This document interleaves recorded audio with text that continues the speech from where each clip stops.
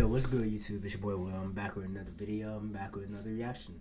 I'm gonna be streaming soon, so check the link in the description for the streams. If y'all want to see me stream, I'm gonna be streaming. I'm gonna be watching videos, playing games, playing a lot of solo games, and stuff like that. But today we got the game he became, Michael Jordan we know. It's a video from, who is this from?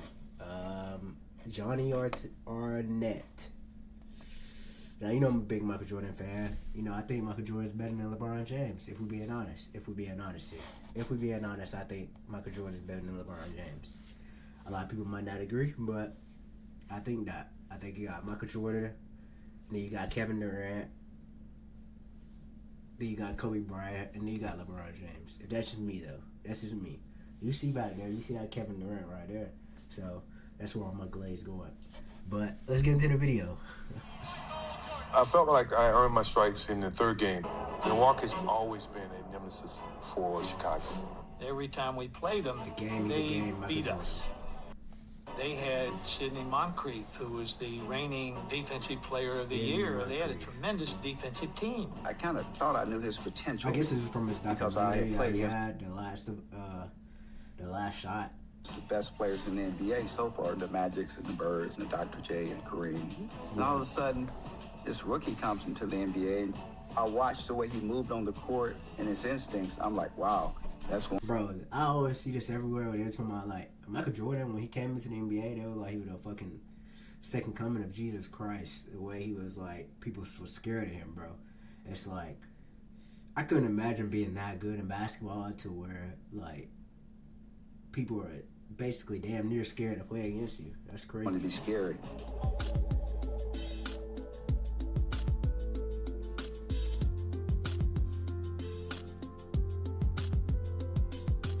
I mean, even I could sit here and say Kevin Durant to go too, but you know, even Kobe Bryant said Kevin Durant was one person that he couldn't stop. He couldn't find out how to guard. So take it how you want to, but Kevin Durant my GOAT.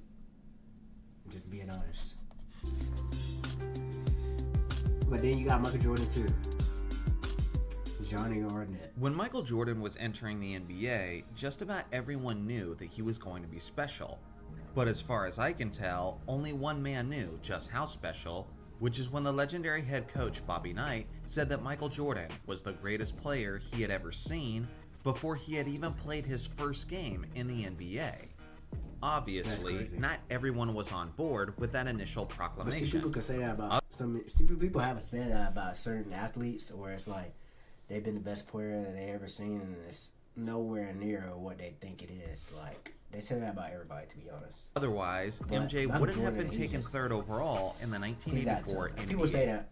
I know I'm skipping. I mean, I know I'm pausing a lot, but people say Michael Jordan could fit in that, like, day and age nowadays, where he would be like a Man Thompson if he was in the NBA right now. I think he would be just as good as if he was in the NBA right now. I think he would be just as good, or maybe even better, to be honest. Draft. But still, that is a high selection relatively to most prospects, and people in Chicago believed they had plenty of reason to be optimistic. They witnessed him excel as a North Carolina Tar Heel. They saw him tear it up in the Olympic Games, and they even got to watch him play very well in the preseason. But even with that being said, there was still a general hesitancy from the fans to embrace him as a future all-time great, until they saw him have an epic performance in official NBA competition. Which is crazy. In his regular season debut, MJ had a solid all-around game, but he was also quite inefficient, as he struggled to find the touch. In the contest, he had 16 points on 16 shots, but he also had 7 assists, 6 rebounds, 2 steals, and 4 blocks. In his second game, he was solid, but pretty tame by his standards, as he scored 21 points, had 5 rebounds, and 5 assists, while making 8 of his 13 shots. At this point, the organization and the Chicago faithful knew they had a pretty quality player on their hands. But let's be real, neither of these first 2 games were the kind of performance that make you immediately jump to the conclusion that you may have drafted one of the greatest players ever. And then the third game of the regular season happened. It came on October 29th, 1984, in a home matchup against the Milwaukee Bucks. Now, this Bucks team were no slouches. The season prior, they had the best defense in the entire league in terms of points allowed. They had won 50 games and they made it all the way to the Eastern Conference Finals before being eliminated by the eventual champion Boston Celtics. This season, they came back even stronger as they were led by their trio of stars in Terry Cummings, Paul Pressey, and Sidney Moncrief. In the case of Moncrief, he was the league's reigning back-to-back Defensive Player of the Year winner. And tonight, he had the assignment of guarding the rookie, Michael Jordan. Now you need to understand, although Michael was already beloved by the fans in the Windy City, he was still finding his way. Many people at the time were still calling him Mike Jordan instead of Michael Jordan, and even his nicknames took some time to take shape, as he was often being referred to as Captain Marvel. Jones stepped it out to Jordan, down Captain the lane, Marvel all the was way. Basket, he put it in! Look at that. That's it, he turns it on and he becomes Captain He Marvel. can do that Slides down the definitely lane, nowadays, like, around, banks there's a it lot of in. players that can't do that. Here's Jordan down the middle, all the way! And Captain Marvel comes back again, up, I don't up, see and away! This was What's a his name? title that Carson Elway's MJ doing really that. wasn't a fan I mean, not Carson Elway's, but after this game, the fans what's his and name? commentators What's would his name? Kessler Airways doing that. Kessler Airways don't do none of that. be willing to call Michael basically just whatever he facts. wanted. Early into the contest, Jordan's skills were on display, as he showed off his fantastic footwork and his mid-range artistry. Yeah. He even showcased some of his He was tremendous tough, finishing though. He was abilities tough. around the rim. I mean, you sit there and be like, With that like, being Michael said, Jordan he was is playing tough. within the flow of I think he's better than LeBron James, to being honest. Because all this stuff he could do nowadays. Just like LeBron, I feel like would dominate back then, maybe. But I think it was more physical nowadays. I mean, back then. Because you have people the like choke offense, slamming you. and nothing fucking the bad boy particularly Pistons. explosive That had shit, taken they was place. getting away with that shit. The Like, overwhelming LeBron be flopping a lot, for being honest. He be flopping a lot. And like, back then, that flopping shit, talent they of weren't going for Milwaukee that. enabled the Bucks to get an early lead, and they would hold it through the vast majority of the game.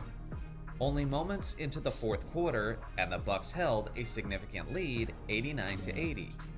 This was the moment where Michael Jordan would show just how special he really was. That beyond all of the crazy athleticism and dazzling plays, there was something more. There was a competitive fire, the heart of a champion, and a clutch gene capable of birthing a dynasty. Jordan proceeded to absolutely erupt, as the crowd grew louder and louder with each clutch basket.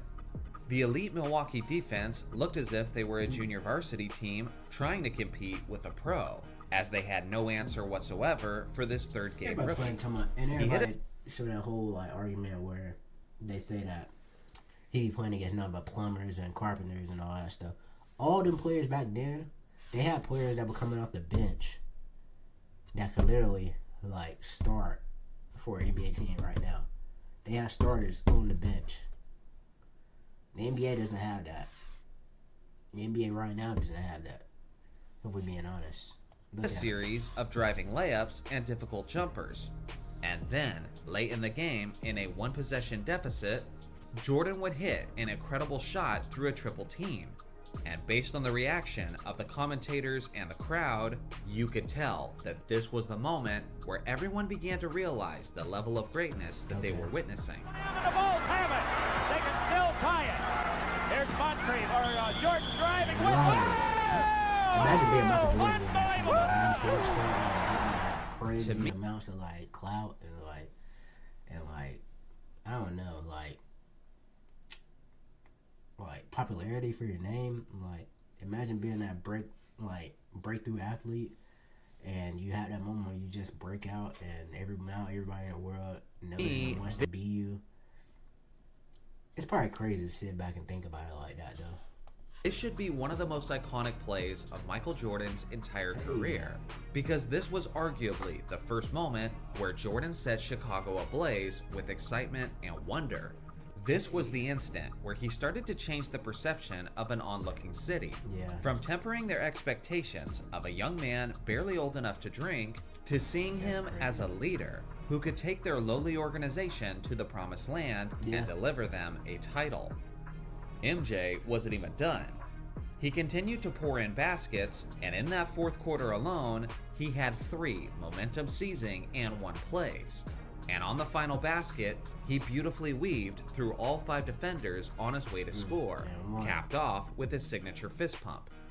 He led his Bulls to victory over the heavily favored Bucks 116 to 110.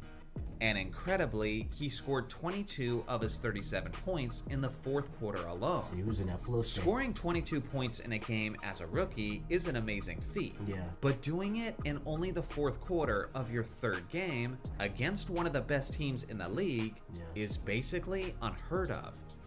After this victory, the organization knew everything they needed to know about this young kid that they called Mike Jordan. They was probably ready to give him you the ask- franchise tag right then and there, to be honest. They knew they had something special. Yeah, and then after that, it's like, some people would say he had some pressure on him, see what he would do next, but he lived up to that pressure. To me, this was the day that the GOAT truly arrived on the NBA the GOAT. scene. You heard that. So You now heard it's that. your turn. You heard that. Kid that they called You heard Mike that. Jordan. If you ask me, this was the day that the GOAT truly The GOAT. arrived on the NBA GOAT. scene. The GOAT. So Not now it's LeBron- your not- turn. not LeBron When do you James. think was the Michael moment when Jordan. people began to understand just how special Michael Jordan was going to be? I look forward to hearing your thoughts in the comment section below. Thanks for watching as always. Make sure to like and subscribe for more basketball. Honestly, I think you could say during that North Carolina era, he was playing really, really, really, really, really good in North Carolina. So you could say, North Carolina was the time where he kind of, changed his whole thing and became this whole, superstar. But you could say the same thing about, when, this game against the Milwaukee Bucks. I think he really built his name in North Carolina. People thought he was really good in North Carolina, but I think that's really when it brought out Michael Jordan as we know now. As a Michael Jordan, it's okay, maybe we should pay attention to him. He might be a really, really, really good player. And I think with him going crazy in North Carolina, doing things he was doing in North Carolina, I think that really brought his name out, honestly. But based off, his career said he did it off in Milwaukee, but I really think based off of North Carolina, the stats he did in North Carolina, and how he led that team, I think that really brought his name out. And then when he did in the NBA, the rookie season, that put a stamp on his name. Because he could have been just a regular star after that. But I think North Carolina, I say a lot about NBA players, when they do in their, what they do in their college really shows how they're going to be in the NBA. Because they're really good in college. Most of the times they're really good in the NBA, if we're being honest. I don't see a lot of athletes that are not good in college. And really good, averaging 15 and up in college, that are not really good in the NBA. You look at Colin Sexton, he's tough. That's my boy right there, Colin Sexton. I like his game. I've been watching him since Pebblebrook High School, for real. But Colin Sexton, Trae Young, Cooper Flagg, Trey Jones, Gary Trent Jr. There's a lot of athletes I can name, honestly. Zion, Kyrie. I'm a big Duke fan if you didn't know, but Zion, Kyrie,